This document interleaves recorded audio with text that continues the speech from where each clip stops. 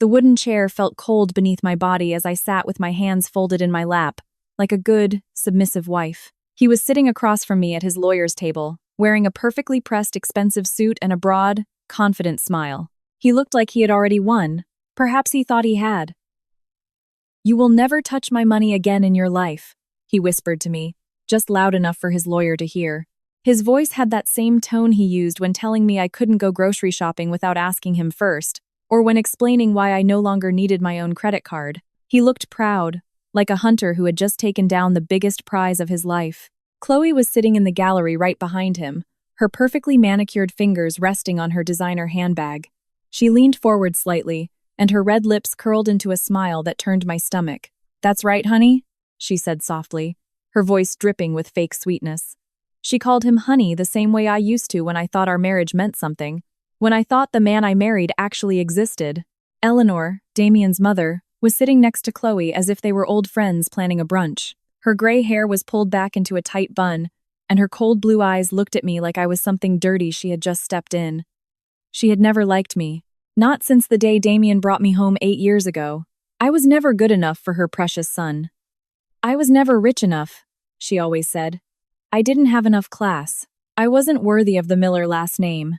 "She doesn't deserve a single cent," Eleanor said, her voice echoing in the quiet courtroom. She smiled as she said it, the exact same smile she gave me every Christmas when she handed me a Macy's gift card, while giving Chloe wildly expensive jewelry.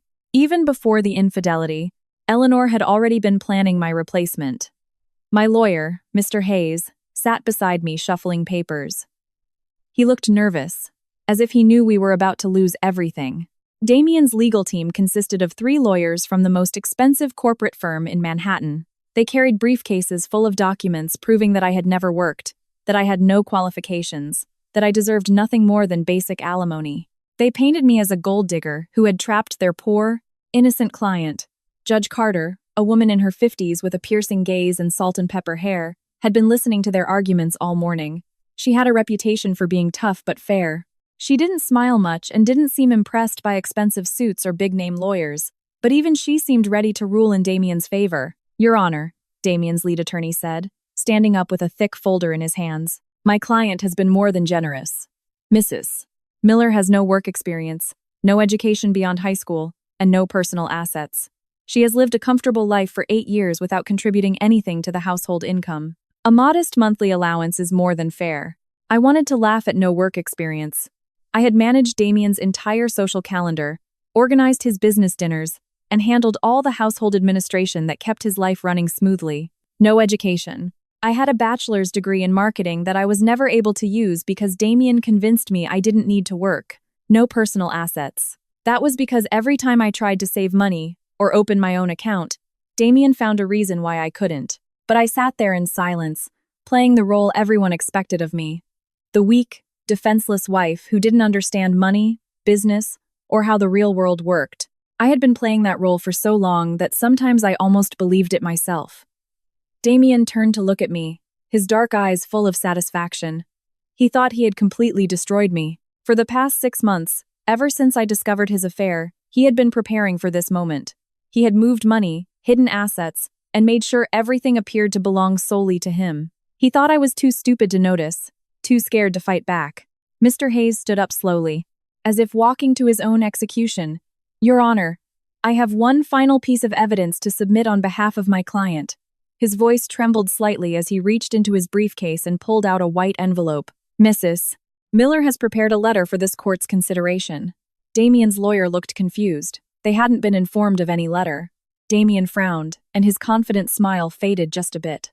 Chloe shifted in her seat, her perfect posture becoming slightly less perfect. Eleanor's cold eyes narrowed as she watched Mr. Hayes walk up to the judge's bench. Judge Carter took the envelope and opened it carefully. The courtroom was so quiet I could hear the rustle of the paper as she unfolded the letter. Her eyes moved down the page, reading silently. At first, her expression didn't change. Then, slowly, her eyebrows began to rise. She read for what felt like an eternity. Damien's lawyers started whispering among themselves. Damien himself was staring at me, trying to guess what on earth I could have written that held any importance. He still looked sure of himself, but now there was something else in his eyes, something that might have been worry. Judge Carter finished reading and looked up at everyone gathered before her. Then, something amazing happened. She started to laugh. Not a polite chuckle, but a deep, genuine laugh that echoed off the walls. She laughed so hard she had to put the letter down and take off her glasses to wipe away tears. "Oh, this is good," she said softly, but her voice carried clearly through the silent courtroom. "This is very, very good." The confident smiles vanished from their faces as if someone had flipped a switch. Damien's face went pale. Chloe's mouth fell open slightly. Eleanor's cold composure cracked, and for the first time in 8 years, she looked genuinely terrified. I felt a small smile tug at the corner of my mouth. Finally, after months of planning and preparation, it was time for them to know the truth. 3 years ago, I thought I had the perfect marriage. Damien would come home from work with flowers, kiss me at the door, and tell me how lucky he was to have me. We lived in his family's beautiful estate in Westchester, with its white columns and perfectly manicured lawn. I felt like a princess in a fairy tale. "Allison, you don't have to worry about money," Damien told me one night as we sat at the dining room table. He sliced his steak with precise movements, just as his mother had taught him. "I make more than enough for both of us. You should focus on making our house a beautiful home." I had been working at a small marketing agency downtown, helping local businesses with their advertising. I loved my job, the creative challenges, and the sense of accomplishment when a campaign succeeded. But Damien had been hinting for months that I should quit. "But I enjoy working," I said, twirling pasta on my fork. "And the extra money helps us save for our future." Damien put his knife down and looked at me with those dark eyes that used to make my heart skip a beat. "Honey, we don't need your little paycheck. It barely covers your gas and work clothes. Wouldn't you rather spend your time making our home perfect? Maybe start planning for kids?" The way he said little paycheck made my cheeks burn. I made decent money, enough to pay for groceries and bills, but looking around our expensive dining room, with its crystal chandelier and imported furniture, I felt small. Maybe he was right. Maybe my contribution didn't really matter. "I guess I could take some time off," I said quietly. Damien's smile was radiant. "That's my smart girl. You'll be much happier at home." Within a month, I had quit my job. Damien took over all our finances, saying it would be easier if everything came out of one account. He gave me a credit card for household expenses and told me to let him know if I needed anything else. At first, it felt nice to be taken care of. I spent my days decorating our house, cooking elaborate meals, and organizing Damien's business dinners. But slowly, things began to change. The credit card had a low limit, and Damien questioned every purchase. When I bought new drapes for the living room, he asked why I hadn't consulted him first. When I spent $100 at the grocery store, he wanted to see every receipt. "Allison, we have to be more careful with money," he said one night, reviewing the credit card statement with a red pen. "This charge from the coffee shop. What was this?" "I met my friend Lily for coffee," I said, feeling like a child being scolded. "It was only $10. $10 here, 15 there. It all adds up. Maybe you should invite your friends over here instead. It's more economical." I stopped meeting friends for coffee. Then I stopped buying new clothes without asking first. Then I stopped buying anything that wasn't absolutely necessary. Damien praised me for being so responsible, so understanding of our budget. But I noticed he kept buying expensive suits and going out for business lunches that cost more than my entire weekly allowance. Eleanor made everything worse. Damien's mother came over for dinner every Sunday, and always had something to say about how I ran the house. The flowers in the garden weren't arranged right. The roast lamb lacked seasoning. My dress was too casual for a Miller family dinner. "Damien, darling," she said one Sunday, cutting her lamb into tiny pieces. "I saw a lovely girl at the country club yesterday. Chloe Stanford, the interior designer. She comes from such a good family, and her work is absolutely exquisite." Damien nodded politely, but I caught something in his expression. Interest. I might have heard of her work. "Very talented. You should hire her to redecorate the guest bedrooms," Eleanor continued, not looking at me. "They could use a professional touch." I had spent weeks decorating those guest rooms, picking out colors and fabrics I thought were beautiful. But sitting there listening to Eleanor, I felt like everything I did was wrong, amateurish, not good enough for her family's standards. "That's a wonderful idea, Mother," Damien said. "Allison, what do you think? What could I say? That I wanted to keep the rooms I had worked so hard on, that hiring someone else felt like admitting I was a failure?" "Of course," I said with a smile that felt like plastic. "Whatever you think is best." That was when the phone calls started. Damien would step outside to take calls, saying they were about work. He started working late more often, coming home after I had already eaten dinner alone. When I asked about his day, his answers became shorter, less detailed. "How was the Project Corvus meeting?" I asked him one night as he loosened his tie. "Fine," he said, not looking at me. The usual, demanding clients. But I had seen his planner that morning when he left it on the kitchen counter. There was no Corvus meeting scheduled. There was a note that said CS 7:00 p.m., with the name of a restaurant I didn't recognize. I began to pay attention to things I had previously ignored. Credit card statements Damien quickly hid. Phone calls that abruptly ended when I walked into the room. A new cologne that smelled different from his usual scent. Shirts coming back from the dry cleaners with lipstick stains that weren't my shade. One night, while putting away his clean laundry, I found a receipt in his pants pocket.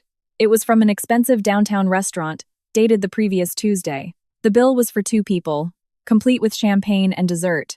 But on Tuesday night, Damien had told me he was working late doing paperwork at the office. My hands shook as I held the receipt. The total was more than my monthly allowance. Someone had ordered the lobster and the chocolate soufflé dishes Damien always claimed were too expensive when we looked at menus together. I sat on our bed staring at that piece of paper, feeling something break inside my chest. This wasn't about money, or work, stress, or family pressure. This was about the lies. It was about the fact that Damien was living a completely different life when he wasn't with me. That night, when Damien came home smelling like a perfume that wasn't mine, I didn't say anything. I smiled and asked about his day, and he told me about meetings I now knew had never happened. I nodded, served him dinner, and pretended everything was normal. But inside, I was already starting to plan. The next morning, I waited for Damien to leave for work before getting dressed. Instead of my usual cleaning and organizing routine, I put on dark jeans and a baseball cap. I felt like a spy in a movie, except this was my real life falling apart. I drove down to Damien's office building on Park Avenue and parked across the street where I could see the entrance. My heart was beating so fast I thought it might burst. What was I doing? Following my own husband like a crazy person. But I had to know the truth. At 11:30, Damien walked out of the building. He wasn't alone. A woman with long blonde hair and a red coat was walking beside him. She was beautiful in a way that made my stomach hurt. Tall, elegant, with perfect posture and expensive clothes. Everything I wasn't. They got into Damien's car together, laughing about something. The woman placed her hand on his arm as they talked, and Damien smiled at her the way he used to smile at me. I followed them through the city streets, staying far enough back so they wouldn't see me. They went to the Sterling Room, the elegant restaurant where Damien had taken me for our anniversary 2 years ago. The exact same restaurant where he later told me we could no longer afford to eat because we needed to save money. I watched through the window as they sat at a corner table, holding hands over the white tablecloth. The woman had to be Chloe Stanford, the interior designer Eleanor had mentioned. She was even more beautiful up close, with flawless makeup and jewelry that probably cost more than my car. She touched Damien's face gently, and he took her hand and kissed her palm. It felt like someone was squeezing my chest with both hands. I sat in my car for 2 hours, watching them eat, laugh, and act like a couple in love. When they finally came out, Damien walked her to a silver BMW parked nearby. He kissed her goodbye. Not a quick peck, but a real kiss that lasted long enough for me to have to look away. That evening, Damien came home at his usual time with a story about a difficult client meeting. He complained about how boring his day had been, about how he wished he could have spent it with me. I nodded, smiled, and served him the dinner I had somehow managed to cook while my world crumbled. "How was your day, honey?" he asked, cutting his chicken as if nothing had happened. "Quiet," I said. I reorganized the closets and read a bit. "That's my good girl," he said, reaching out to pat my hand. Always keeping busy. I wanted to scream. I wanted to throw my plate against the wall and demand to know who Chloe was and how long this had been going on. But instead, I squeezed his hand and asked if he wanted dessert. Over the next few weeks, I became an expert at tailing them. I learned their routine. Lunches on Tuesdays and Thursdays. Afternoon meetings that were actually dinners on Fridays. Weekend trips Damien claimed were business conferences. They went to art galleries, wine tastings, and expensive boutiques where Chloe tried on clothes that cost more than I spent in 3 months. Damien bought her jewelry, flowers, and designer bags. He paid for everything with credit cards I had never seen. The worst part was seeing how happy he looked with her. He laughed more in one afternoon with Chloe than he had with me in the past year. He opened doors for her, pulled out her chair, and looked at her like she was the most fascinating person in the world. All the things he used to do for me when our marriage was real. One Saturday, I followed him to the Oakmont Country Club, where Eleanor was a member. I parked outside and watched through the fence as they played tennis together. Eleanor was there too, sitting at a table on the terrace, clapping whenever Chloe scored a point. After the match, the three of them sat down for drinks. Eleanor was animated in a way I had never seen, laughing and gesturing as she talked with Chloe. She touched Chloe's arm affectionately and nodded in approval at everything she said. It was clear that Eleanor didn't just know about the affair, she was encouraging it. I drove home and sat in my empty house, finally understanding the truth. It wasn't just that Damien was having an affair. It was about replacing me entirely. Eleanor had found someone she deemed worthy of her son, and they were all working together to push me out. That night, Damien came home with scratches on his arms from the tennis match. When I asked him about them, he said he'd been moving boxes at work and snagged his arm on a nail. Another lie, told so easily that I wondered how many others I had believed over the years. Damien, I said carefully, your mother mentioned that interior designer again at dinner last week. Chloe Stanford. Have you thought about hiring her? His face didn't change, but I noticed a slight pause before he answered. Oh, yeah, I looked into it, but she's very expensive. Maybe next year when business picks up. She must be very talented to charge so much. I suppose so. I haven't met her personally. Lie after lie after lie. I nodded, smiled, and pretended to believe him, but inside I was taking notes. Every fake story, every fabricated excuse, every time he looked me in the eyes and lied about where he had been and who he was with. 2 months into my investigation, I realized something that changed everything. Damien wasn't just having an affair. He was planning to leave me for Chloe, but he wanted to make sure I got nothing in the divorce. All those conversations about money, all the restrictions on my spending, all the ways he had made me financially dependent, it was all part of a plan. He was going to divorce me and claim I had contributed nothing to our marriage. He would keep the house, the cars, the investments, everything. I would be left with nothing while he started his new life with Chloe and his mother's approval. But Damien had made one crucial mistake. He thought I was too weak and too stupid to fight back. He had no idea that I was watching, learning, and planning my own strategy. As I sat in our bedroom that night, listening to him sleep peacefully beside me, I made a decision. If Damien wanted to play games with money and lies, I would learn to play better than him. The next morning, I waited for Damien to leave for a client meeting that I knew was actually a lunch date with Chloe.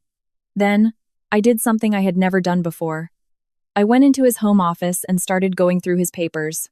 Damien's office was his private sanctuary, the only room in the house I wasn't supposed to clean or organize. He kept it locked when he wasn't home, but I had seen him hide the key under his desk lamp months ago. My hands shook as I turned the key and walked in. The office was neat and organized, with filing cabinets lining one wall and a large desk covered in paperwork. I didn't know what I was looking for, but I knew I had to start somewhere. I began with the desk drawers, carefully shifting through folders and documents.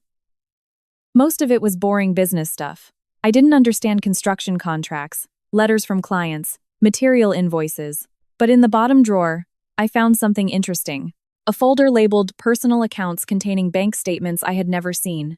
Damien had 3 different bank accounts I knew nothing about. The statements showed massive amounts of money moving in and out, far more than I thought his business generated. There were deposits from companies I had never heard of, and cash withdrawals that seemed way too large for normal expenses. I took pictures of everything with my phone, being careful to put every paper back exactly where I found it. My heart was beating so fast I felt dizzy, but I kept going.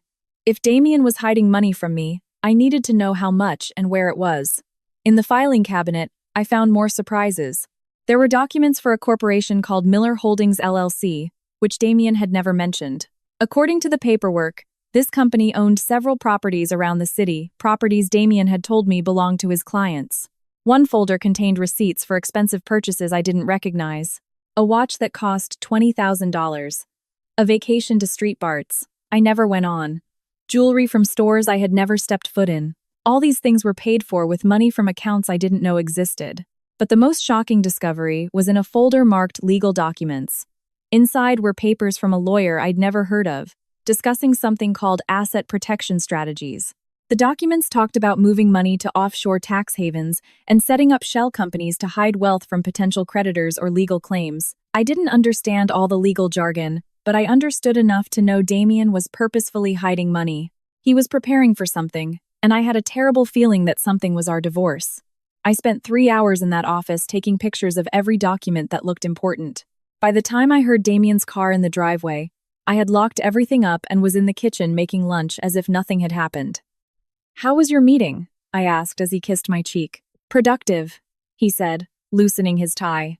"Project Valoria is moving faster than expected." Another lie.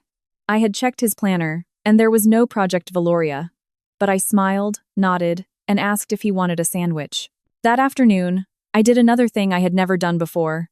I called my old friend Lily, who worked as an accountant downtown. We had lost touch after I quit my job, but I hoped she would still help me. "Allison?" Lily said when she answered the phone. "It's been so long. How are you?" "I'm okay," I said, trying to keep my voice steady. "Lily, I need some advice on some financial documents. Could we meet for coffee?" "Sure. Is everything all right?" "You sound worried. I'll explain when I see you." We met at a small coffee shop on the other side of town, far from anywhere Damien might go. Lily looked the same as always, with her curly red hair and kind smile. But when I showed her the photos on my phone, her expression turned serious. "Allie, where did you get these documents?" she asked, scrolling through the images. "They're my husband's business papers. I found them in his office." Lily stayed quiet for a long time, studying each image carefully. Finally, she looked up at me with concern in her eyes. "Allie, some of these transactions look highly suspicious. The shell company, the offshore accounts, the massive cash withdrawals. This looks like money laundering." "Money laundering?" I repeated. "What does that mean?" "It means taking money from illegal activities and making it look legitimate by moving it through different accounts and businesses. It's a very serious federal crime." My stomach dropped. "Are you sure?" "I'm not a criminal investigator, but I've seen enough financial fraud cases to recognize the patterns." "Look at this," she said, pointing to one of the bank statements. "Your husband is receiving massive cash deposits from companies that don't seem to exist. Then he moves that money through several different accounts before it ends up in offshore banks. That is classic money laundering behavior." I felt the room spinning. "What should I do?" "You need to talk to someone who specializes in financial crimes. I know an FBI agent who works these kinds of cases.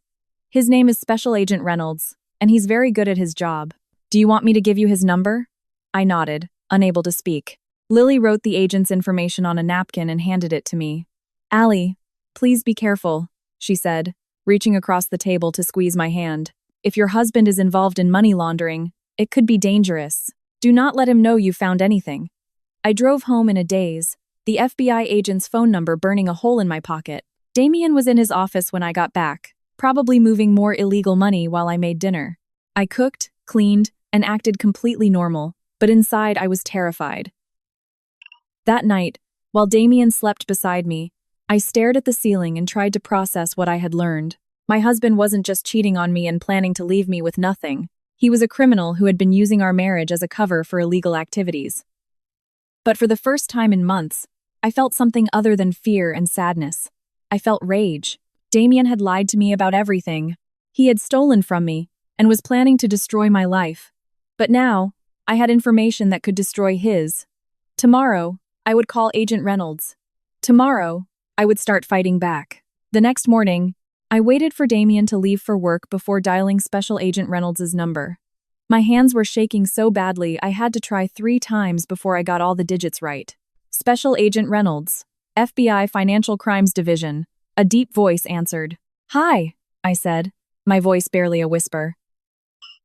"My name is Allison Miller. Lily Brooks gave me your number. I think my husband might be doing something illegal with money." There was a pause. "Mrs. Miller, can you come down to the field office this afternoon? I'd like to discuss this in person." 2 hours later, I was sitting in a small office at the FBI building across from a man in his 40s with kind eyes and graying hair. Agent Reynolds had the photos from my phone spread out across his desk, studying them with a serious expression. "Mrs. Miller, how long has your husband been involved in these financial activities?" he asked. "I don't know," I admitted. "I just found these papers yesterday. I had no idea any of this existed." Agent Reynolds nodded. That's common in these cases. Spouses are often completely unaware of their partner's illegal activities. He pointed to one of the bank statements. These transactions show a clear pattern of money laundering. Your husband is receiving large sums of cash from dubious sources and moving it through multiple accounts to obscure its origin.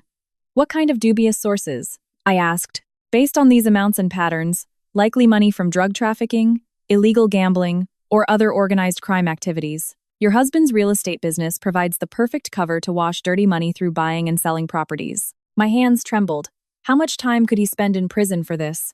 Money laundering is a severe federal offense. Depending on the amounts involved, he could face 10 to 20 years in federal prison, plus massive fines and the forfeiture of all assets purchased with illicit funds. All assets? I repeated. Everything? The house, the cars, the bank accounts, the investments. If they were bought with laundered money, the government will seize them. My mind was racing at 100 miles an hour. If Damien went to prison and lost everything, what would happen to me? I would be left with nothing, just as he had planned, except now it would be because he was a criminal, not because he outmaneuvered me in divorce court. Agent Reynolds, I said slowly, what if I helped you build a case against him? What if I could get you more evidence? He leaned back in his chair, studying my face. Mrs. Miller, that would be highly dangerous. If your husband suspects you're investigating him, he could turn violent. These kinds of people do not take betrayal lightly, but I'm already in danger, aren't I? If he's involved with criminals, if he's planning to divorce me and leave me with nothing, I'm not safe either way. Agent Reynolds remained silent for a long moment. What exactly are you proposing? I have access to his office, his computer, his files. I could copy more documents, record conversations, maybe even find out who he's working with. But I would need protection, and I would need a guarantee regarding what happens to me when this is all over. What kind of guarantees? I want immunity from any charges related to his crimes. I want protection if he tries to hurt me. And I want to keep a portion of the assets that were purchased with legitimate money from his real estate business. Agent Reynolds smiled for the first time since I arrived.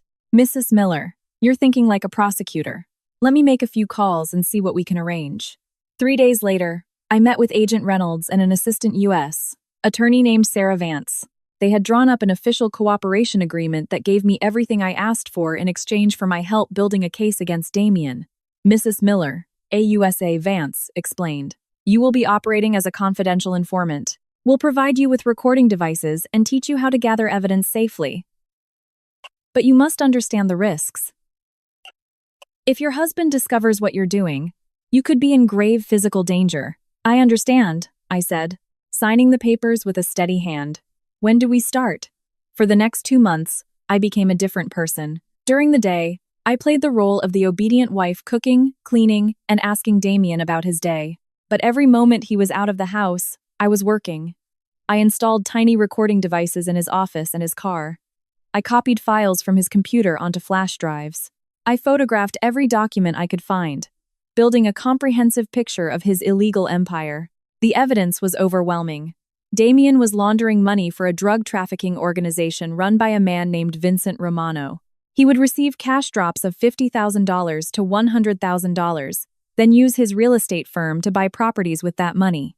Later, he would sell the properties and deposit the profits into legitimate bank accounts, making the cartel's money look perfectly clean. But Damien had gotten greedy. Instead of just taking his percentage for washing the cash, he had been skimming extra money off the top for himself. He used this stolen cash to fund his affair with Chloe, buying her expensive gifts and taking her on lavish trips. I recorded conversations where Damien bragged to his associates about how easy it was to fool the authorities. I photographed meetings where he accepted briefcases full of cash from dangerous-looking men. I documented every transaction, every lie, every crime.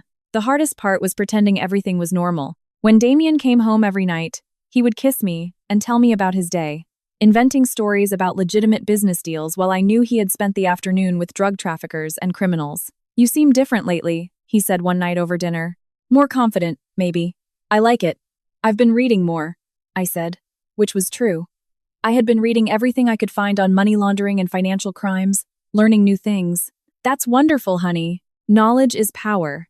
If he only knew just how much knowledge I had acquired, and how I planned to use that power against him. At the end of the 2 months, Agent Reynolds told me we had enough evidence to arrest Damien and seize all his assets.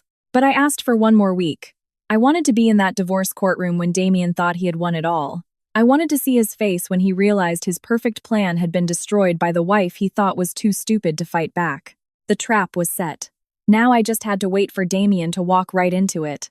The divorce proceedings began on a cold Tuesday morning in November. I sat in the hallway outside the courtroom, wearing a simple black dress that made me look smaller and more defenseless than I felt. Damien arrived with his team of expensive lawyers, all carrying thick briefcases and wearing confident smiles. "Good morning, Allison," Damien said, his voice oozing fake concern. "I hope we can get through this quickly and amicably." I nodded meekly, playing my part to perfection. "I just want what's fair, Damien." He patted my shoulder as if I were a child. "Of course you do, honey. Don't worry.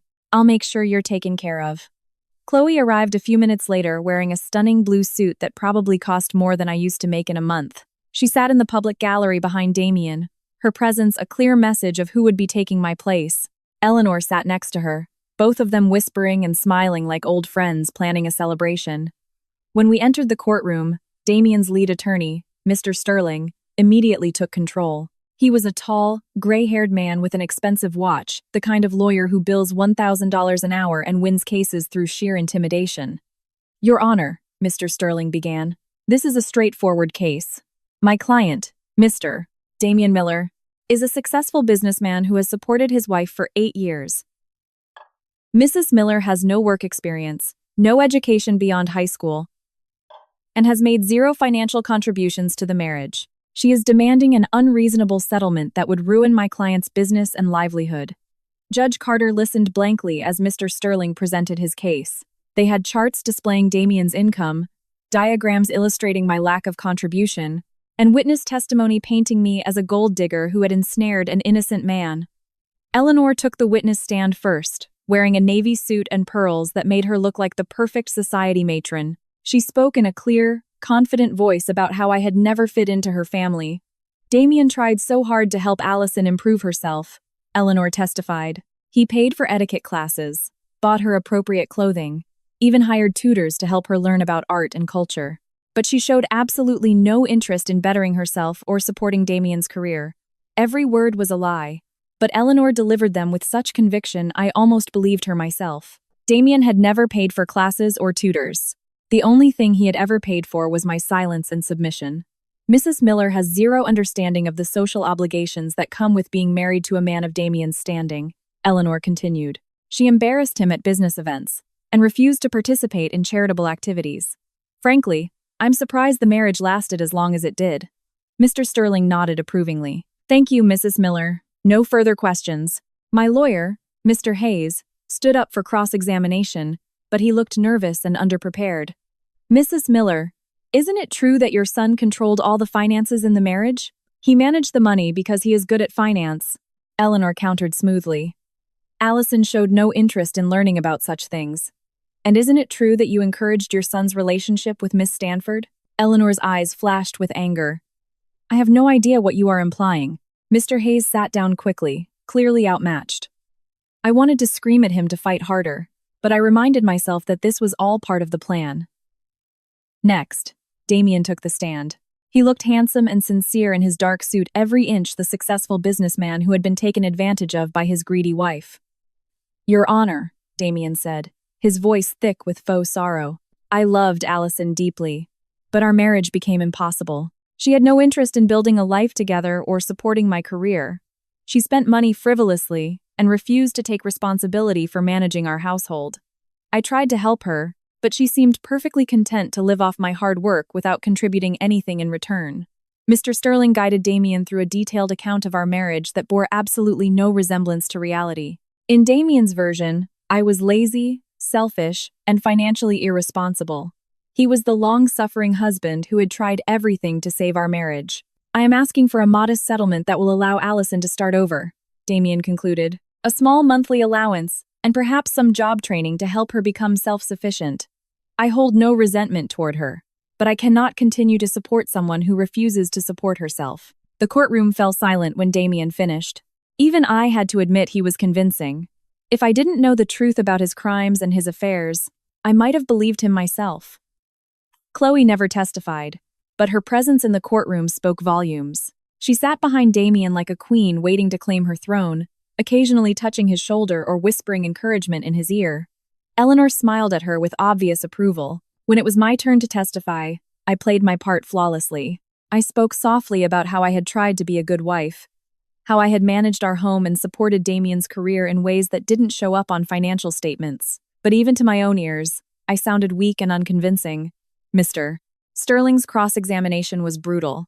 He made me admit that I had no income, no savings, and no recent job skills. He questioned every expense I had ever made, every decision I had ever taken, until I felt like a criminal on trial for the crime of being financially dependent. By the end of the day, it was crystal clear that Damien had won. His lawyers were smirking. Chloe was practically glowing, and Eleanor looked like she was already planning the wedding reception. But I wasn't worried. Tomorrow, Judge Carter would read my letter, and everything would change. I was sitting in that cold wooden chair, listening to Damien whisper his cruel words about never touching his money again. Chloe's sweet voice calling him honey made my skin crawl, but I kept my face entirely blank. Eleanor's declaration that I didn't deserve a single cent should have hurt, but instead, it filled me with a deep sense of satisfaction. They had absolutely no idea what was coming. Mr. Hayes stood up with trembling hands, pulling out the white envelope that held 2 months of meticulous planning. Your Honor, I have one final piece of evidence to submit on behalf of my client, Mrs. Miller has prepared a letter for this court's consideration. Damien's confident smile wavered slightly. His lawyers looked confused, whispering to each other about evidence they hadn't been notified of. Chloe shifted in her seat, her perfect posture slipping. Eleanor's cold eyes narrowed as she watched the envelope make its way to Judge Carter. Judge Carter opened the envelope carefully and began to read. The courtroom was so quiet I could hear my own heartbeat. I watched her face as her eyes tracked down the pages, seeing the exact moment her expression shifted from mild interest to utter shock, and then into something that looked a lot like delight. She read for what felt like an eternity. Damien stared at me, trying to guess what the hell I could have written that actually mattered. He still looked confident, but worry was finally creeping into his dark eyes. The same eyes that had lied to me for years. When Judge Carter finished reading, she looked up at Damien, then at Chloe, then at Eleanor, and then she burst out laughing. Not a polite chuckle, but a deep, real laugh that echoed off the walls. She laughed so hard she had to take off her glasses to wipe away tears. Oh, this is good, she said softly, her voice carrying through the silent room. This is very, very good. The smug smiles vanished from their faces like someone had cut the power. Damien's face went sheet white, Chloe's mouth dropped open. Eleanor's icy composure shattered for the first time in 8 years. Judge Carter composed herself and looked directly at Damien. Mr. Miller, according to this letter, your wife has been working as a confidential informant with federal investigators for the past 2 months. She has provided exhaustive evidence of your money laundering operation, including wiretaps, photographs, and financial documents. Damien sprang to his feet. That's impossible! She doesn't know anything about my business. Sit down, Mr. Miller, Judge Carter said sharply. According to Special Agent Reynolds of the FBI Financial Crimes Division, you have been laundering money for a drug trafficking cartel. You have been skimming funds from your criminal associates, and you've been using that stolen cash to finance an extramarital affair. Chloe gasped, her hand flying to her throat. Damien, what is she talking about? The jewelry, the trips, the expensive dinners? The judge continued, reading from my letter. All paid for with stolen drug money. Miss Stanford, I suggest you contact a criminal defense attorney immediately. Accepting gifts purchased with the proceeds of illegal activities could make you an accessory to federal money laundering. Chloe's face drained of all color. She looked at Damien in absolute horror, realizing that everything he had ever given her was evidence of major felonies. I didn't know, she whispered. I had no idea. Eleanor stood up, her voice trembling with fury. This is ridiculous. My son is a respected businessman. Mrs. Miller, the judge said, looking at Eleanor with pure disgust. Your son is facing federal indictments for money laundering, tax evasion, and racketeering. The government will be seizing all assets purchased with illicit funds, which appears to include the family estate, the vehicles, and the vast majority of his company's holdings. Damien's lawyer was whispering frantically in his ear, but Damien shoved him away. Allison, you don't know what you've done. Those people don't forgive betrayal. You've put a target on your own back. I stood up slowly, feeling stronger than I had in years. I know exactly what I've done, Damien. I know you're a criminal who used our marriage as a convenient front for illegal activities.